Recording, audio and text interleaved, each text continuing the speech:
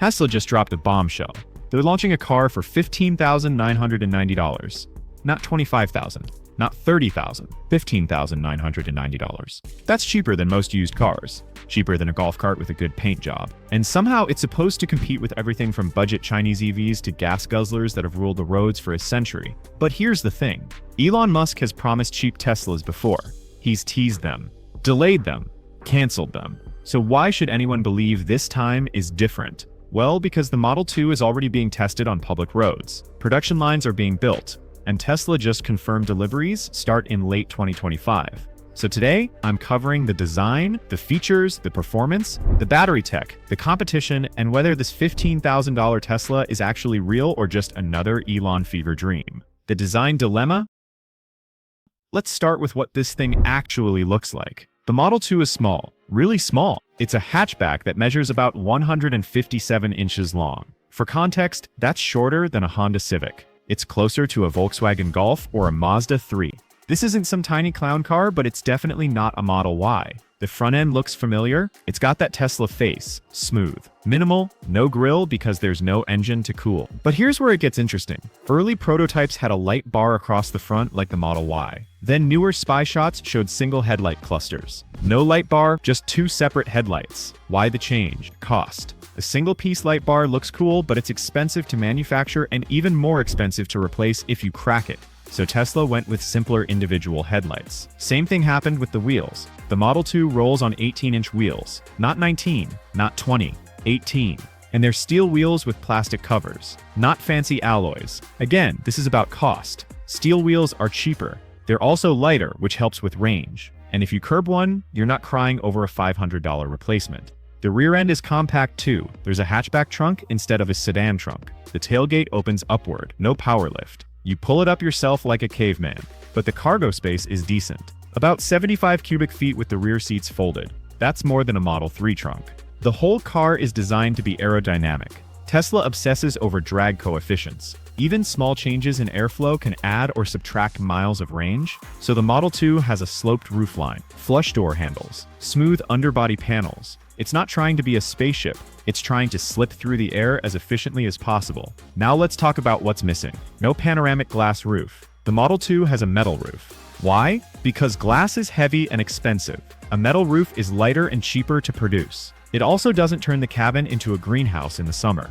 No heated side mirrors, no power folding mirrors. You fold them by hand. No fancy LED light strips inside, no ambient lighting. The interior lighting is basic, functional, boring, but it works. The paint options are limited too. You get 3 colors: white, gray, black. That's it. No red, no blue. No fancy multi-coat finishes, because every additional color adds complexity to the production line, and complexity costs money. So yeah, the Model 2 isn't flashy. It's not trying to turn heads. It's trying to get you from point A to point B without bankrupting you. And honestly, for $15,000, it still looks like a Tesla. It doesn't look cheap. It just looks simple. The interior trade-offs?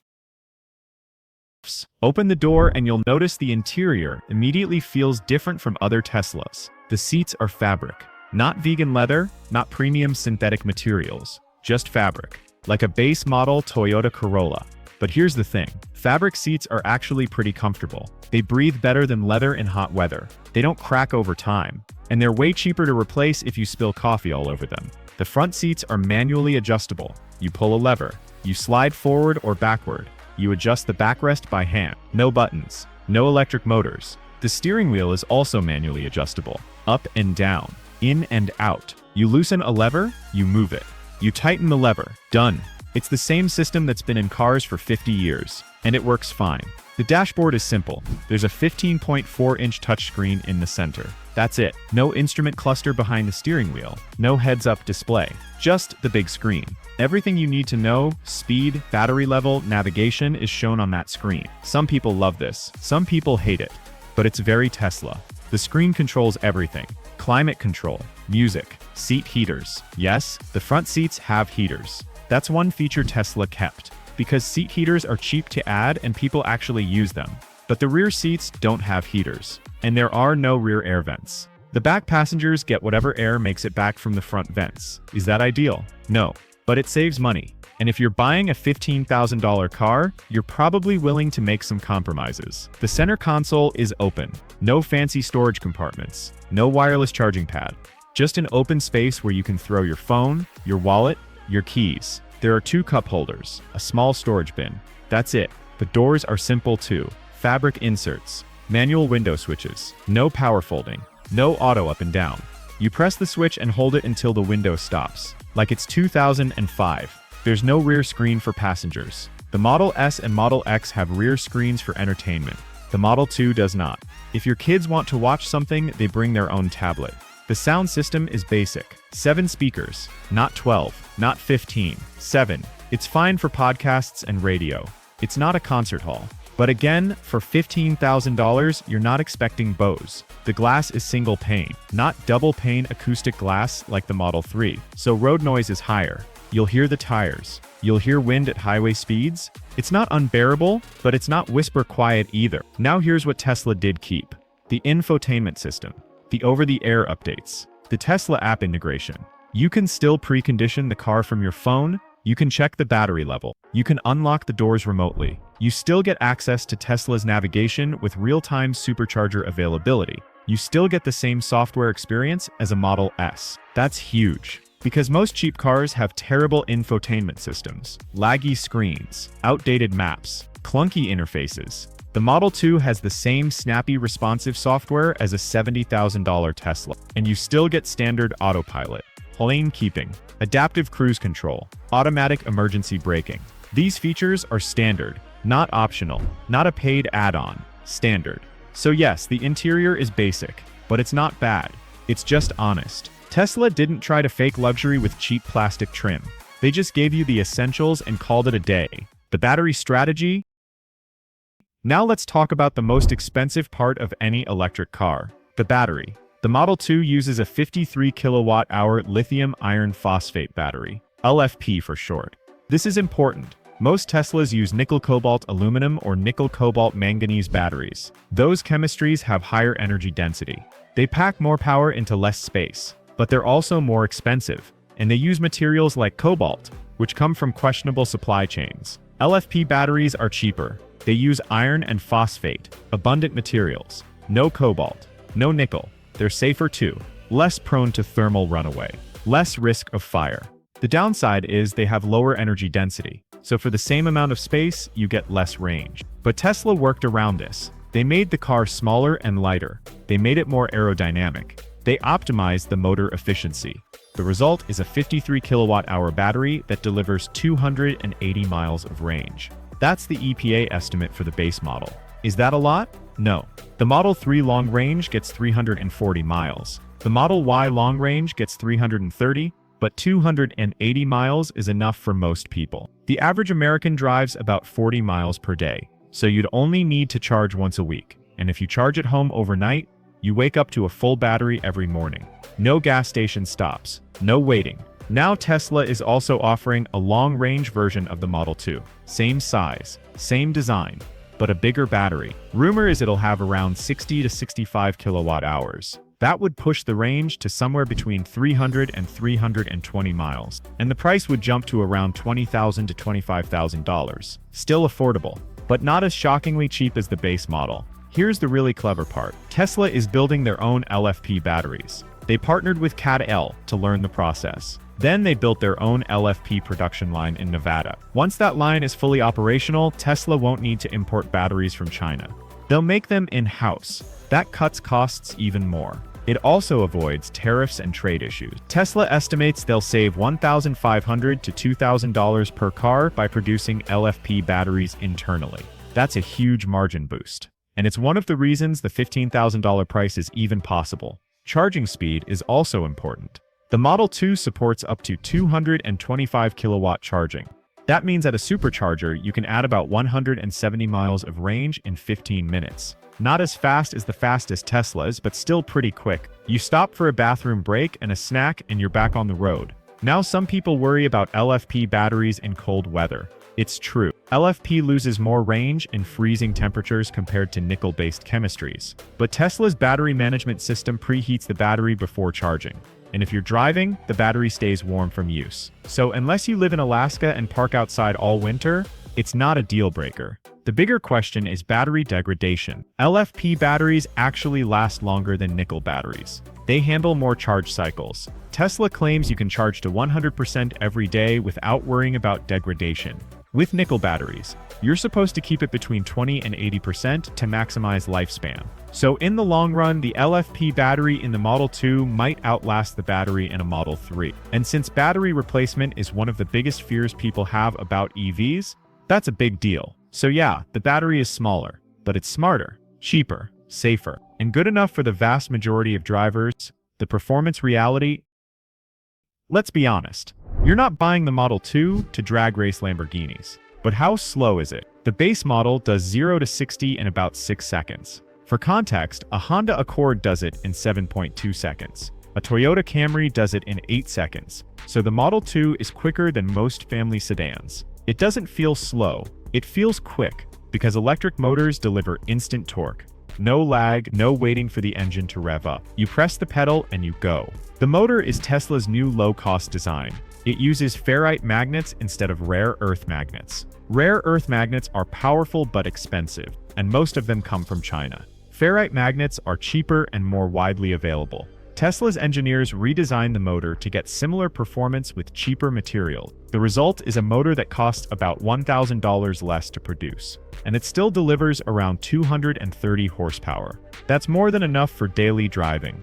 The long-range model is slightly quicker, probably around 5.5 seconds to 60, because it has a bigger battery and a bit more power. But again, this isn't a performance car. It's a practical car. Handling is surprisingly good. The Model 2 has a low center of gravity because the battery is in the floor. That makes it stable in corners. It doesn't feel top-heavy like some crossovers. The steering is direct. The suspension is firm but not harsh. It feels planted, confident.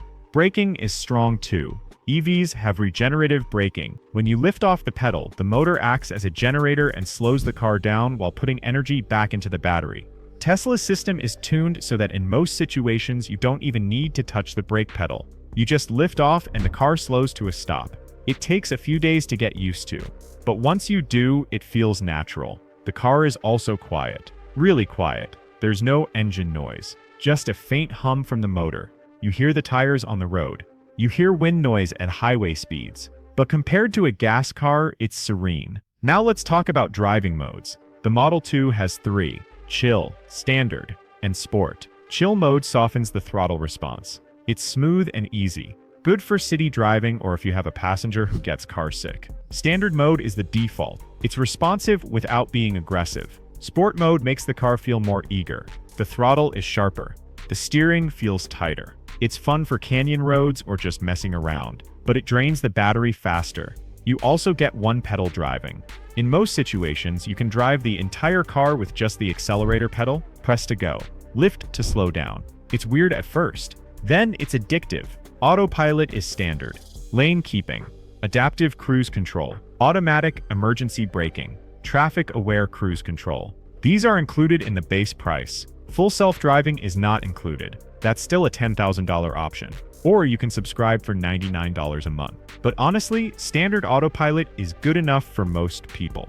It handles highway driving. It keeps you in your lane. It adjusts speed based on traffic. It's not perfect. You still need to pay attention, but it reduces fatigue on long drives. So how does it feel overall? It feels like a Tesla. It doesn't feel like a cheap car. It feels quick, smooth, responsive, quiet. The only real compromise is range. 280 miles isn't a lot for road trips, but for daily driving it's plenty. And with superchargers everywhere, road trips are still doable. You just need to plan a bit. The competition test. Now let's talk about the competition. Because Tesla isn't the only company trying to sell cheap EVs. In China, BYD sells the Seagull for about $10,000. It's tiny, it's basic, but it's cheap. The Seagull has a 30 kilowatt-hour battery, about 190 miles of range, 0 to 60 in probably 10 seconds. It's slow, it's small, and it's designed for city driving in China. Could it compete with the Model 2 in the US? Maybe, but there's a 25% tariff on Chinese EVs. So that $10,000 Seagull would cost $12,500 in the US, and it would still be slower, less range, less tech. BYD also sells slightly larger models like the Dolphin and the Seagull. Those are more competitive, but they're also more expensive, and they face the same tariff issues. Then there's Volkswagen. The ID.2 is supposed to launch in Europe for around 25,000 euros. That's about $27,000. It's a hatchback, similar size to the Model 2, but it's not coming to the US anytime soon. And even if it did, it would cost more than the Model 2. Nissan has the Leaf. It's been around for years. It starts at about $28,000. But the design is old, the range is mediocre, and it uses outdated charging tech. The Leaf just isn't competitive anymore. Chevy has the Bolt, or had the Bolt. They killed it, then brought it back. The new Bolt is supposed to launch in late 2025 for around $30,000. It'll probably have around 250 miles of range, but it's not out yet, and it costs more than the Model 2. Hyundai and Kia have some decent EVs, the Kona Electric, the Niro EV, but they start at around $35,000. They're nice cars, but they're not cheaper than the Model 2. In the gas car world, the competition is tougher. A Honda Civic starts at $25,000. A Toyota Corolla starts at $22,000. A Mazda 3 starts at $24,000. These are solid cars, reliable, fuel efficient, but they're still more expensive than the Model 2, and they're not electric.